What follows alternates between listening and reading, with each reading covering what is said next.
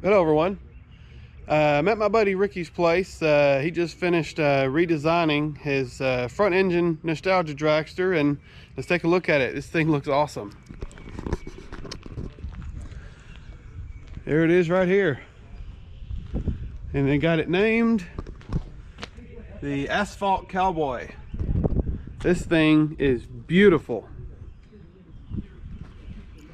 He still has another engine that they're building for it, and we'll be putting on here. But this thing is just awesome. You get up close and see some of this detail in this paint. This is just beautiful. And the interior, very nice.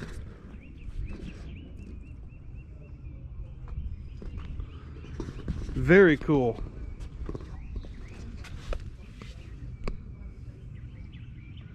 Got all kinds of detail everywhere on this thing.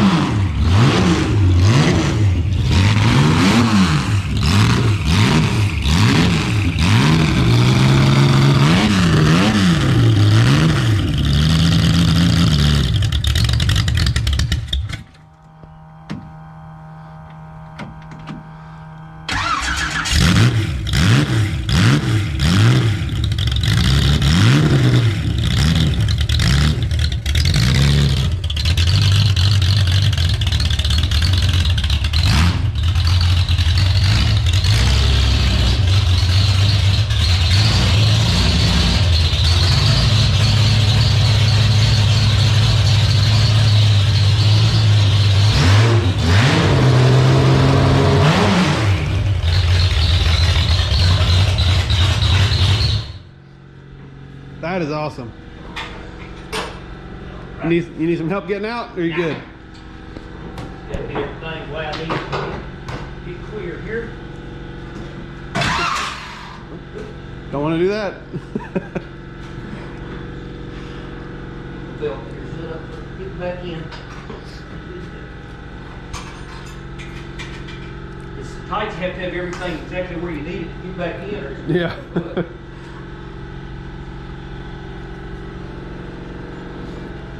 And I guess that's how they got out back in the day, isn't it? That's how they did it in the day.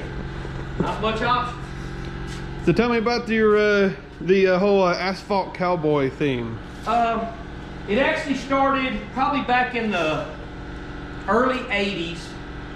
I was watching a documentary on drag racing, and the announcer used the terminology, we're going to talk to some guys today that we consider asphalt cowboys, and we're going to show you the bucking broncos that they ride.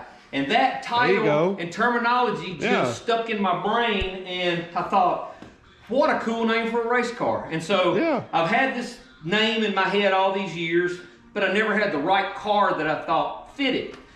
And I've had this dragster for about 5 or 6 years now as a front engine dragster, but as a kid at Lakeland Drag Strip, I always liked the dragsters that had bodies on them. I didn't realize they were called comp coupes as a little kid. I just saw they were dragsters with bodies on them. And so I always wanted one, but the Bantam body was the only body that I ever wanted. They run Fiat bodies and different stuff, but nobody reproduced a fiberglass Bantam body in today's time. A good friend of mine named David Tanner, about 6 months ago, called me one day. He was at a swap meet in Joplin, Missouri, and he says, "Hey man, I'm sending you a picture. Is this the body you've been looking for?" It was a fiberglass body from the 70s, an old street rod body. I said, "Yep, that's it." He said, "You want it? I got the money here to buy it, and then you can come get it." So he bought it.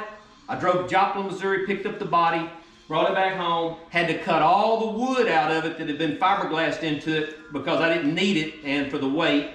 Fiberglassed all the doors to the body, got it all solid, and then chopped the top 4 inches, put it back together, And then we started taking measurements to actually fit the body up to the dragster. And it fits it good. It fits it good. It looks awesome. I had 2 pictures that I went by of car. One was called the Little Honker from back in the day, and another one without a name. And those 2 pictures were what I used to get the look I wanted. I'm a 6-cylinder guy. I love the old 6-cylinders. And I personally wanted to build what in the day was called a D Dragster. That was the class it run in. And that was for 6 cylinders and flat heads and 4 cylinders and that type thing. And so that was the purpose for me building the short car. This chassis is a copy of an original chassis that was too rotten to actually use. So we built an exact copy. And then the front end is an old SPE front end. The rear end is a 55 Oldsmobile. Just a real simple geometry and leverage for the front end. Yeah, pretty much. This was about the standard setup for back in the 60s. The fuel tank is a real rare piece. That's an Ilco fuel tank, but with the carburetor bowls that you see on the end of it, that was one of the first original fuel pressure regulator systems. The fuel run in through the carburetor bowls, and that's how they regulated the fuel pressure when they started going to injection and stuff. Didn't work very well, but it was just the first generation of something, and so I use it now. It's just a vent for my tank, but it's just such a cool piece. I wanted to run it. That's cool. It's neat to have. It's a 250 Chevy 6-cylinder. I am building a new motor right now. And you got a real special head to go on it too. A real original Sissel head. K. Sissel himself built. It's NOS. I got it. It's in the original Sissel box. And, that's amazing. So we're going to build that motor and put that head on it, and then I'll be going to either 1 or 2 4-barrel carburetors. Those carburetors won't support the new motor. Can't underpower. Can't push enough fuel through it. So that's a good problem to have. Yeah, it is. It is. The body is a 30 Bantam. The chassis is around 1963 era. I love all the gold and copper leaf that you got in here.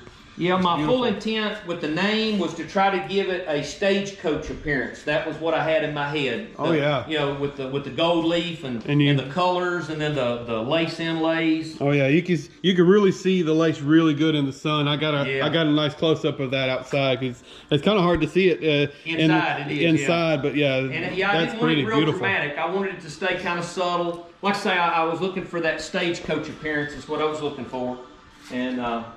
So it's just a dream for me. I always wanted a dragster with a body on it, and I've got it. And so we're getting ready now. I noticed you got your coupe over here. Mind if we take a look at that? Sure can.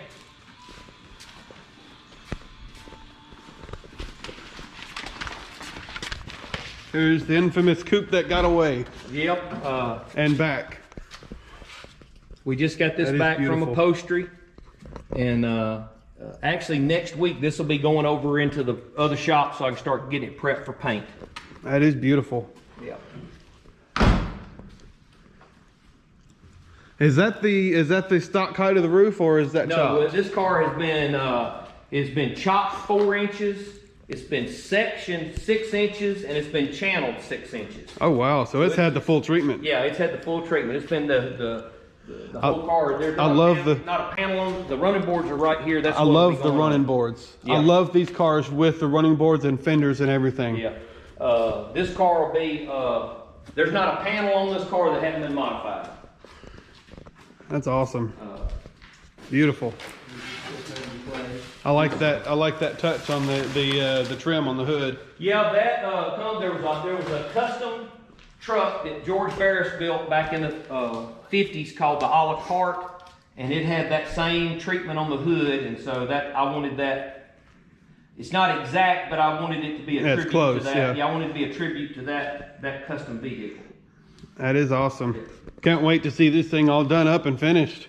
This car should be finished completely and on the road by the end of summer. There you go. Looks awesome. Thank you. Notice that other little vintage go-kart out there. Mind if we take a look at that? Yeah. He just delivered that to me, actually. That thing looks like it's out of the 40s.